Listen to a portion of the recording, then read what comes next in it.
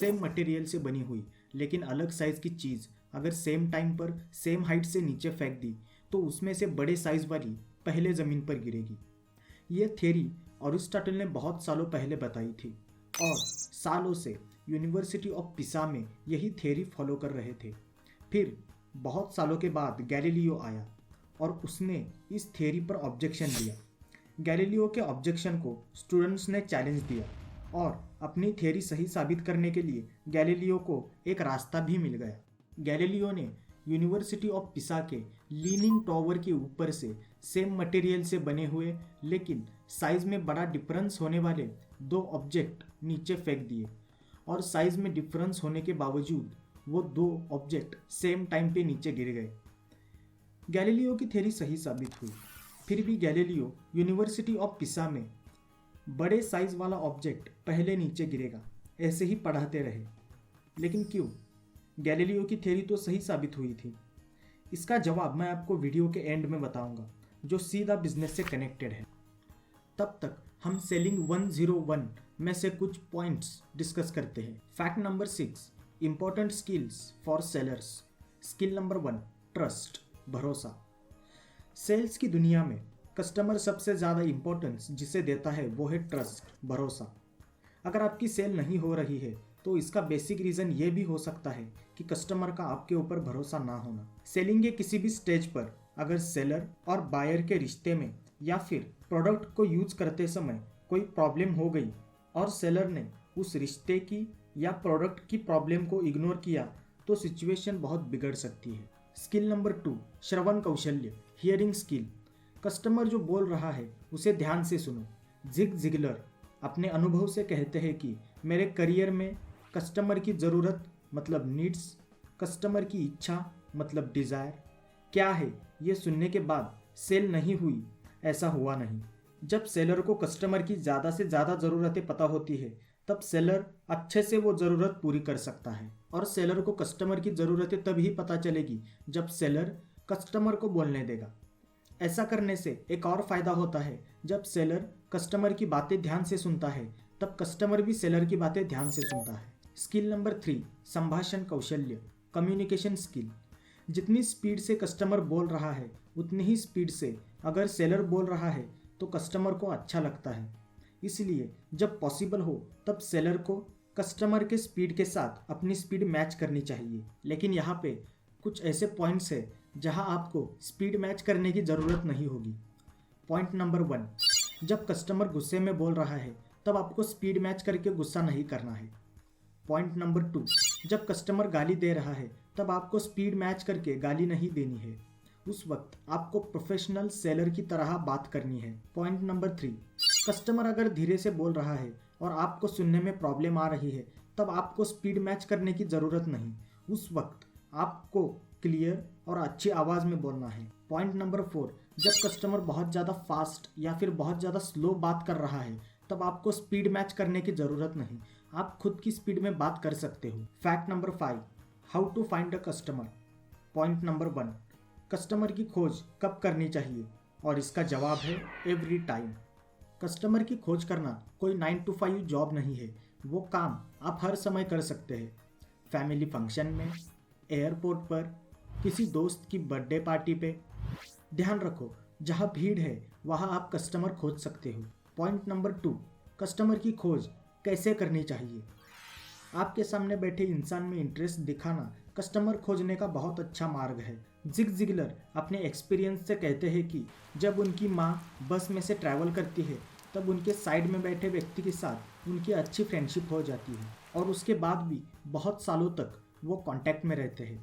Writer कहते हैं कि उनकी माँ लोगों की केयर करती है, तो ऐसे ही अपने पूरे दिल से अनजाने व्यक्ति में इंटरेस्ट दिखाया तो आप भी आपका नेटवर्क बढ़ा सकते हो। पॉइंट नंबर 3, आपका कस्टमर कौन होगा। अगर मैं आपसे सवाल करूं कि आप हमेशा किसके साथ बात करते हो, आप किसके साथ अच्छे से बात करते हो और अगर आप उनको अच्छे से जानते हो तो उन लोगों को छोड़कर आप अनजाने लोगों को अपना प्रोडक्ट क्यों बेच रहे हो। शायद आपका जवाब ये होगा कि मैं मेरा प्रोडक्ट खरीदने की ज़बरदस्ती कर रहा हूँ, ऐसे मेरे फ्रेंड्स को और मेरी फैमिली को ना लगे, इसलिए मैं उनको बेचना नहीं चाहता। अब नेक्स्ट क्वेश्चन ये होगा कि जो प्रोडक्ट आप बेच रहे हो वो आपके फ्रेंड्स को और फैमिली को बेचने लायक नहीं है, तो आप उस प्रोडक्ट की सेल क्यों कर रहे हो? इसीलिए हो सके तो शुरुआत अपने फ्रेंड्स से या फैमिली से करें। Fact number 4, important tips for phone call. अगर कोई सेलर कस्टमर को कॉल करने के टाइम पर कोई यूजलेस काम कर रहा है तो इसका मतलब ये भी हो सकता है कि वो सेलर कॉल करने से डरता है। यह डर दूर करने के लिए कुछ पॉइंट्स इस बुक में लिखे गए हैं। पॉइंट नंबर 1, सही जगह पर फोकस करें। सक्सेसफुल सेलर्स कस्टमर को सेंटर में रख के सेलिंग के लिए कॉल करते हैं। पैसा आपको मोटिवेट कर सकता है, लेकिन अगर आप कस्टमर को साइड में करके पैसे को सेंटर में रखोगे तो बहुत बार आपकी सेल नहीं होगी। कस्टमर का फायदा और खुद के लिए थोड़ा सा कमीशन, ऐसी सोच के साथ सक्सेसफुल सेलर्स अपने कस्टमर को कॉल करते हैं। आप भी ऐसे कर सकते हो। पॉइंट नंबर 2, कॉल करने से सेलर क्यों डरता है? इसका रीज़न ये भी हो सकता है कि कस्टमर के साथ क्या बात करनी है ये क्लियर ना होना। आप क्यों कॉल करने वाले हो? क्या आप मार्केट की सिचुएशन के बारे में बात करने वाले हो, या मीटिंग टाइम फिक्स करने वाले हो, या फिर कॉल पर अपना प्रोडक्ट सेल करने वाले हो, या फिर कुछ और? कॉल करने से पहले अपने माइंड में क्लियर करो कि मैं कॉल क्यों कर रहा हूँ। Point number 3, perfect time for phone call. आपके पास बात करने के लिए थोड़ा सा समय है क्या? इस सवाल पर अगर वैसे तो वक्त नहीं है पर आप बोलिए, ऐसा जवाब मिल गया तो प्रेजेंटेशन करने की जल्दी मत करो, क्योंकि आपको आपका प्रेजेंटेशन जल्दी जल्दी में ख़त्म करना होगा। जो बोलना ज़रूरी है वो स्किप करना पड़ेगा। ऐसा करने से रिजल्ट क्या आएगा आपको पता है। ऐसे करने से अच्छा आप नेक्स्ट कॉल की टाइमिंग फिक्स करो। Point number 3, how to handle rejection. अगर कोई आपका प्रेजेंटेशन देखने के लिए नहीं बोल रहा है, या फिर आपका प्रेजेंटेशन देखने के बाद आपके बिजनेस मॉडल को नहीं बोल रहा है, तो याद रखें वो आपको नहीं बोल के नहीं गया, वो आपके बिजनेस मॉडल को नहीं बोल के गया है। अगर उस कस्टमर को आपके बिजनेस में इंटरेस्ट नहीं होगा या फिर उसका फाइनेंशियल प्रॉब्लम होगा तो वो किसी और को भी नहीं बोल के चला जाता। Fact number 3 important rules for selling. Rule number 1, find a need. ज़रूरत ढूंढते वक्त कस्टमर को ध्यान से ऑब्जर्व करें। अगर ज़रूरतें मिली तो बहुत जल्दी मिल सकती है, नहीं तो आपको बहुत डीप जाना होगा। ये ज़रूरतें खोजना आपकी जिम्मेदारी समझो। अगर पूरे ध्यान से कम्युनिकेशन करोगे तो आपको कस्टमर की ज़रूरतें समझ आएगी। आपका कस्टमर आपका प्रोडक्ट तब ही खरीदेगा जब उसे पैसों से ज़्यादा आपका प्रोडक्ट इम्पॉर्टेंट लगे। Rule number 2, respect there needs. Customer की ज़रूरतों को सम्मान देना ये मुश्किल काम है, क्योंकि वो ज़रूरतें आपको और आपके कस्टमर को समझने के लिए जो सवाल पूछना ज़रूरी है, उन सवालों के बारे में आपको ही सोचना है। ये काम मुश्किल लगता है क्योंकि सेलर अपने प्रोडक्ट को सेल करने में इतना बिजी हो जाता है कि वो सोचना कम कर देता है। Rule number 3, your answer to their needs. क्या आपने कभी बेड खरीदी किया है? नया शर्ट, नया इंश्योरेंस, ट्रेनिंग कोर्स? जो लोग ये वीडियो देख रहे हैं उनमें से किसी ने भी इनमें से एक भी चीज़ नहीं खरीदी है, क्योंकि आपने बेड नहीं खरीदी किया, आपने उस बेड पे आने वाली नींद खरीदी की है। नया शर्ट पहनने के बाद आपका लुक अच्छा होगा तो आपने वो अच्छा लुक खरीदी किया है। इंश्योरेंस नहीं बल्कि आपने वो सिक्योरिटी खरीदी की है। ट्रेनिंग कोर्स नहीं बल्कि आपने अधिक स्मार्ट बनने का सॉल्यूशन खरीदी किया है। ध्यान से देखो, हम प्रोडक्ट नहीं खरीदते, हम हमारे किसी प्रॉब्लम के लिए सॉल्यूशन खरीदते हैं। आपका प्रोडक्ट कितना अच्छा है यह बताने में टाइम वेस्ट मत करो। इससे अच्छा आप कस्टमर को बताओ कि ये प्रोडक्ट आपके लिए कितना इम्पोर्टेंट है। Fact number 2, how to ask question. Type 1, free questions. Free questions का जवाब देते समय कस्टमर को अपनी सोच रखने में स्वातंत्र्य मिलता है। फॉर एग्जाम्पल, आपको कौन सा काम करते समय ज़्यादा अच्छा लगता है? आने वाले 5 सालों में आप खुद को कहाँ देखते हो? Type 2, targeted questions.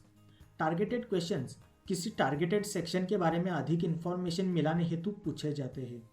For example, जहां आप जॉब करते हो वहां बाकी डिपार्टमेंट की तुलना में आपका डिपार्टमेंट कितना अच्छा है? आपके बिजनेस का प्रॉफिट आप कहाँ इन्वेस्ट करोगे? टाइप 3, यस और नो क्वेश्चंस। ऐसे सवालों का डायरेक्ट आंसर होता है, लेकिन इन सवालों का प्रयोग तब ही करें जब आपको जवाब पता हो। फॉर एग्जाम्पल, क्या हमारा प्रोडक्ट आपका प्रॉब्लम सॉल्व कर सकता है? जॉब से ज़्यादा आप बिजनेस में पैसा कमा सकते हो। क्या आप इस बात से सहमत हो? फैक्ट नंबर 1, समाधानकारक मुलाकात कैसे लेते हैं। इस टॉपिक में हम POGO फॉर्मूला देखेंगे। पॉइंट नंबर 1, पर्सन, व्यक्ति। जो बात ये बात साबित करती है कि आपको सामने वाली व्यक्ति में इंटरेस्ट है, वो बात आपके लिए इम्पोर्टेंट है। ध्यान रहे, खुद के बारे में थोड़ी इन्फॉर्मेशन बताना बुरा नहीं है, और खुद के बारे में बोलते वक्त ये ध्यान रखें कि बस आपको नहीं बोलना है, कस्टमर को भी बोलने का वक्त देना है। पूरे संभाषण में 25% आपके बारे में बोलो और 75% कस्टमर को बोलने दो। पॉइंट नंबर 2, ऑर्गेनाइजेशन मतलब आपकी कंपनी। बड़े ध्यान से उस पल को पहचाने जब आपने कस्टमर की जितनी ज़रूरी है उतनी इन्फॉर्मेशन कलेक्ट कर ली हो। तब आप आपके कंपनी के बारे में या अपने ऑर्गेनाइजेशन के बारे में बात शुरू करें। यहाँ पर भी 25% और 75% का रूल फॉलो करो। 25% आपकी कंपनी के बारे में और 75% कस्टमर की कंपनी के बारे में या फिर उनके जॉब के बारे में बात करो। पॉइंट नंबर 3, गोल, लक्ष्य। बहुत बार प्रोडक्ट सेल नहीं होता क्योंकि लोग इस पॉइंट को स्किप कर देते हैं, और जिनका प्रोडक्ट सेल होता है वो लोग इस पॉइंट के बारे में कस्टमर के साथ चर्चा करते हैं। इस पॉइंट में आप कस्टमर को उनके गोल्स के बारे में पूछो, और अगर आपका प्रोडक्ट उनके गोल्स अचीव करने में मदद करता है तो वो कैसे करता है ये भी बताओ। पॉइंट नंबर 4, ऑब्स्टेकल्स, समस्या। डॉक्टर नॉर्मन विंसेंट कहते हैं कि अगर आपको ऐसे आदमी से मिलना है जिनके ज़िंदगी में कोई समस्या नहीं है तो आपको मुर्दाघर में जाना होगा। मतलब दुनिया में हर इंसान को कोई ना कोई समस्या होती है। ध्यान रहे, समस्या आपके और आपके कस्टमर के बीच का समान धागा है, और कोई समस्या है ये इम्पोर्टेंट नहीं, उस समस्या का सॉल्यूशन क्या है ये इम्पोर्टेंट है। कस्टमर को भरोसा दो कि आपका प्रोडक्ट उसका सॉल्यूशन है। वीडियो की शुरुआत में मैंने आपसे एक सवाल किया था कि